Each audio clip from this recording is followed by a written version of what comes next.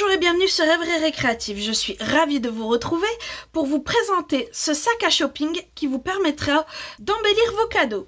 Pour cette version-ci, j'ai utilisé du papier design qui vient de la collection Pétales de pensée. J'ai également utilisé du juste jade et du fraisier en fleurs. Et le reste de notre décor vient du catalogue Celebration. Il ne vous reste d'ailleurs plus que 8 jours pour en profiter.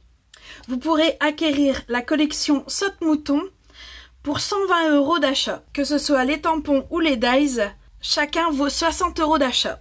Pour celui que nous allons faire ensemble, je vais encore utiliser un produit du catalogue Celebration, qui sera le papier design Pingouin et ses amis.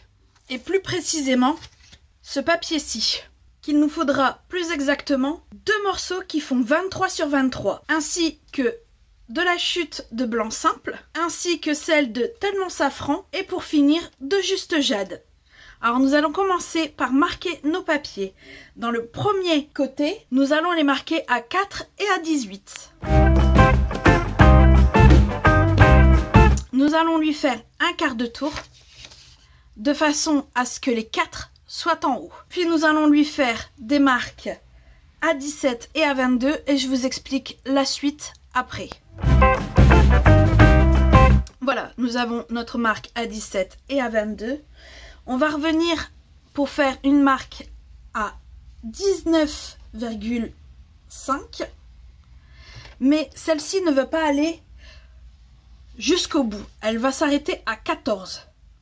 Donc moi quand c'est comme ça, j'aime bien commencer là où je m'arrête.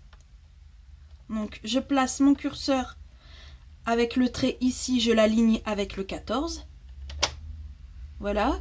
Et j'ai plus qu'à faire mon trait. Ce qui vous donne ceci. Et nous allons relier de notre 14 ici jusqu'au coin ici et ici. Pour que ça fasse un triangle. Pour avoir en fait ceci. Donc pour ça, il me faut mon outil touche à tout en mode bille à gaufrer. Et la plus petite, ainsi qu'une règle. Mon premier carré est fini d'être tracé, je fais exactement la même chose pour le deuxième.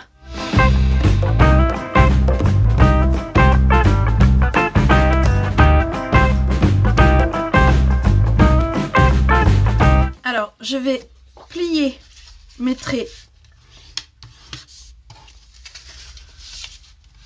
de 4 et de 18 vers l'intérieur. Pareil pour celui de 17 et de 22.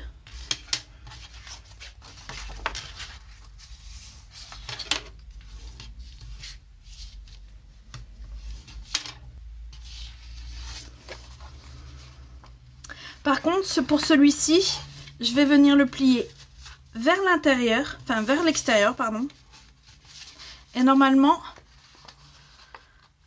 les croix viendront également se plier tout seul. Et ça, je le fais sur celui-ci aussi.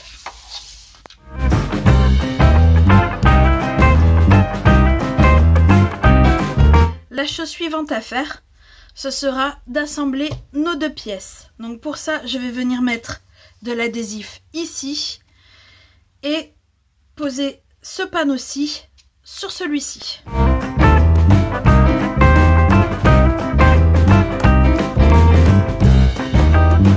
Donc vous devez avoir un grand panneau, un petit panneau, un grand panneau, un petit panneau. Donc maintenant on va venir rabattre le haut comme ceci et revenir plier juste au niveau du haut pour que ce soit comme il faut. On va également venir ouvrir ici, ici, ici, tirer cette partie-ci et biaiser très légèrement ici.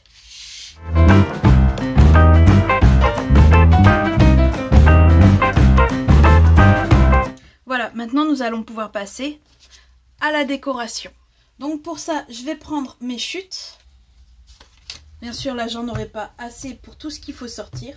Car dans mon set cadre à décorer, je vais prendre cette étiquette-ci et la sortir dans le blanc une fois. Dans le set poinçon mouton, ici, toujours dans le blanc, je vais sortir celui-ci 4 fois, qui correspond en fait à celui-ci. Celui-ci 2 fois, qui correspond à celui-ci. Toujours dans le blanc, je vais sortir 4 chapeaux.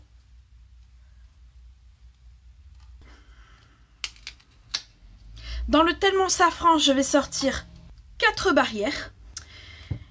Dans le juste jade, je vais sortir ces 2 poinçons ici. Chacun, je vais les sortir 4 fois. Je fais tout ça et on se retrouve après. Voilà, tout est sorti.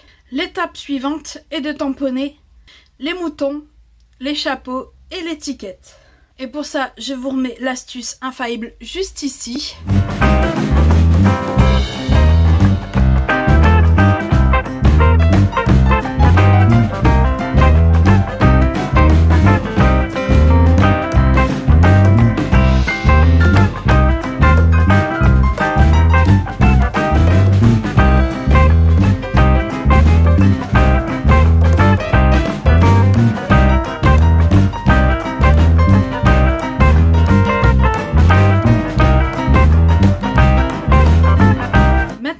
Tamponnés, on va passer à la colorisation. Pour ma part, je vais prendre les gris granit clair et foncé, l'ivoire. Ces trois-là seront pour les moutons. Et pour les chapeaux, je vais utiliser du narcisse délice foncé, du tarte au potiron foncé, du cuvit de cassis clair et du sous l'écume clair. Je vais vous expliquer comment avoir un joli dégradé comme ici. Alors pour ça, je vais prendre le gris granit foncé avec la pointe plume et je vais en mettre ici. Voilà, normalement ça devrait suffire. Et je vais revenir avec le clair, toujours avec la pointe plume. Et en fait, je vais venir repasser jusqu'à ce qu'on ne voit plus de différence entre les deux teintes et repasser seulement une seule fois sur le reste. Et au fur et à mesure que ça séchera, on verra qu'il y aura un beau dégradé. Et je fais ça avec les oreilles et les pattes.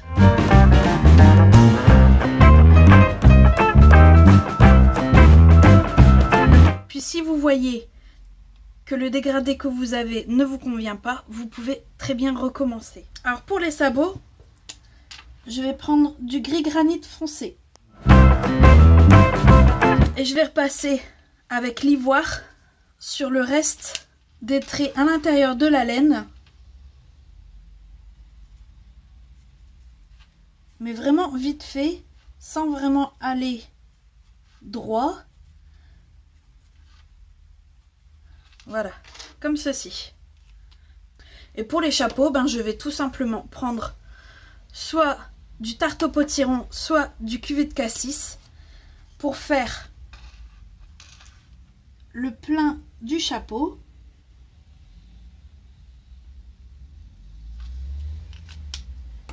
Et l'une ou l'autre des couleurs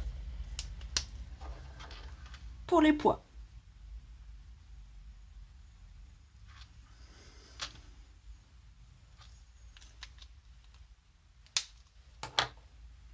Je fais ça pour tout le reste et on se retrouve après.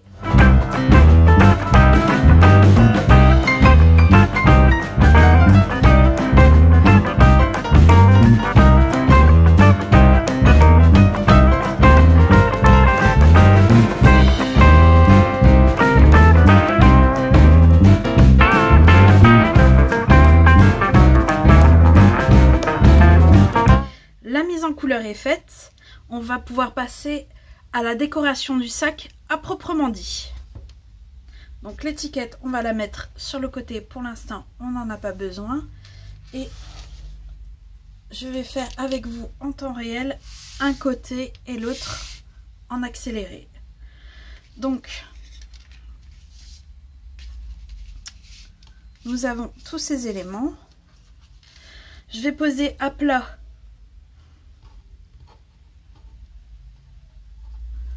deux buissons ainsi qu'une barrière avec de la colle.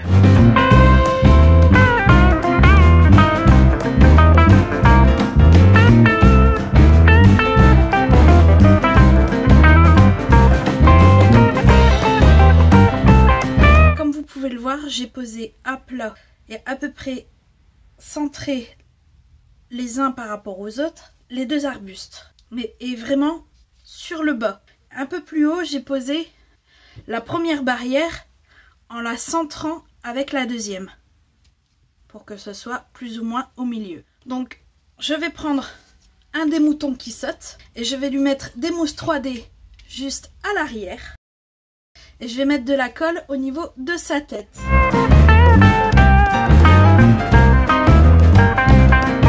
Ce qui donne un effet de relief qui va être accentué quand je poserai la barrière. C'est d'ailleurs ce que je vais faire tout de suite.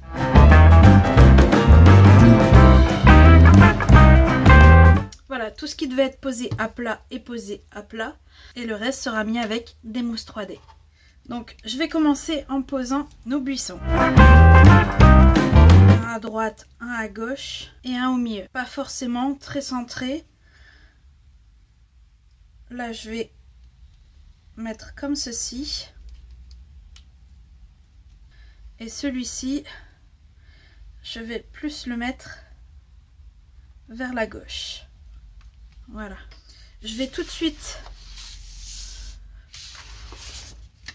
couper le surplus ici pour éviter qu'il se colle sur cette partie-ci. Alors, notre petit mouton de debout, ainsi que l'autre, on va leur mettre plein de mousse. Notre mouton qui se tient sur ses pattes arrière, lui, nous allons le mettre ici, de sorte qu'il ne sorte pas du sac. Et celui-ci, nous allons faire en sorte qu'on a l'impression qu'il commence à sauter. Sur nos chapeaux, on va en mettre un juste ici, de façon à ce qu'il ne se voit pas de trop. Voilà. Et on fait la même chose sur le deuxième. Alors, on en met un sur celui qui se tient sur ses deux pattes arrière. Et le deuxième, on fait en sorte qu'on a l'impression qu'il s'en va de celui qui commence à sauter. J'ai un côté de fait, reste le deuxième.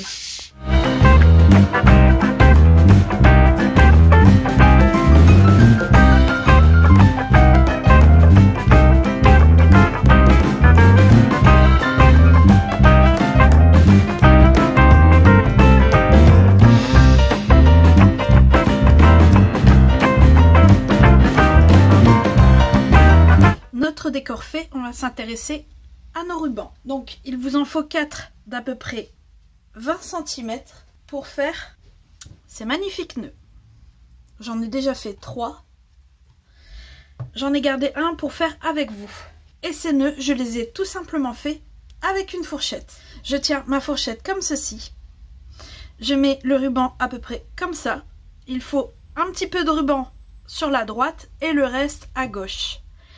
Notre ruban qui est à gauche, on le fait tourner autour de la fourchette par l'arrière et il faut qu'il atterrisse au-dessus du ruban de droite. On va le faire passer au milieu des dents. Voilà, comme ceci. On laisse le ruban encercler le pouce. On repasse notre ruban par le haut. On le fait passer encore une fois à droite. Et en fait, il faut qu'il va en dessous de la boucle qui a été faite par le pouce comme ceci. Et il ne reste plus qu'à tirer. Voilà. Notre nœud est fait. Je vais venir redimensionner les pattes alors que le nœud est encore sur la fourchette. Voilà. Et notre nœud est fait. Je ferai une récréative du dimanche rien que sur ces nœuds. Comme ça, la vidéo sera plus facile à trouver. Donc, nous avons nos 4 rubans. Il nous faut 2 morceaux de ce même ruban. Mais cette fois-ci, ils doivent faire 30 cm. Là, je vais venir tout simplement de chaque côté, venir le plier comme ceci en 2. Voyez? Et je vais venir, alors le bas de mes rubans, le bord de mes rubans est en bas. Et je vais venir tout simplement couper en biais comme ceci. Voilà. Et une fois que je déplie, ça me fait des chevrons. Et je fais ça aux 4 extrémités.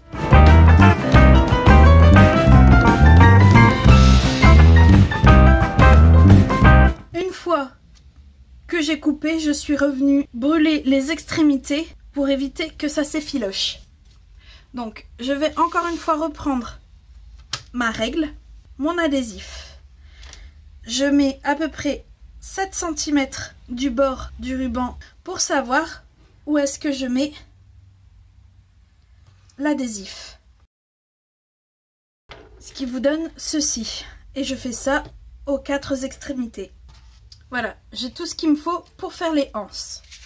Alors je vais faire des repères à 5 de chaque côté. En partant de chaque côté. Donc là, 5. Et là, 5. Je vais faire la même chose de l'autre côté. Donc, mon repère m'aide à savoir où placer ma anse. Voilà, comme ceci. Et je fais la même chose de l'autre côté. Mes repères sont à l'intérieur de la anse. Voilà, ma anse est posée.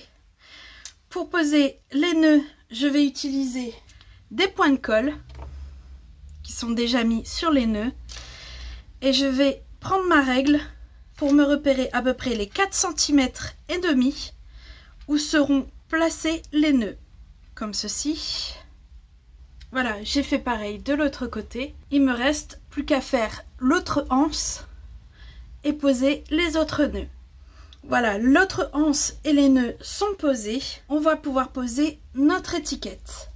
Pour ça, il me faut une aiguille avec ce fil à rôti doré que j'ai passé dans le chat de l'aiguille. Je vais venir tout simplement percer notre étiquette et faire passer la ficelle à rôti à travers. Et je vais pouvoir venir faire un simple nœud comme ici. Et on va pouvoir passer tout simplement au montage de notre sac. Pour ça, je vais simplement venir mettre de l'adhésif ici pour pouvoir refermer tout simplement le côté.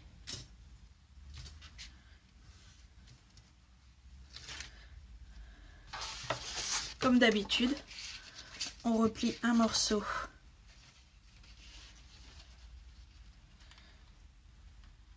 là. Je vais venir en fait placer, rentrer tout simplement là, poser comme ceci, et notre sac est déjà fermé comme ça. On le retourne. Alors je vais rabattre un grand côté sur lequel je vais mettre de la colle. Je vais rabattre les 2 petits, leur mettre de la colle et rabattre le dernier morceau, tout simplement. Et avec le bout de mon plioir, je vais aller venir appuyer dans le fond. Et voilà, comme par magie,